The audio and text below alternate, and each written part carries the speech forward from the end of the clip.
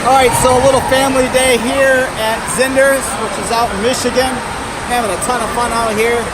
This slide, right here, you go in and you hold your chest like this, you cross your legs, and you drop right down. It is awesome.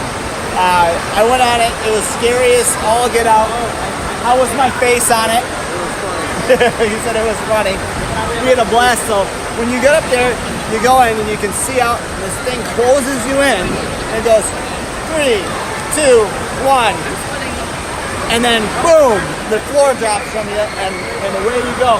It's straight down. You hear that thump just now. That was the feet going down, and then it goes down, it swirls up and around, and it shoots you out. There is no words, absolutely no words at all. I tried to open my eyes around the second corner. Forget about it. It was terrible. It was fast as all get up. But I had fun.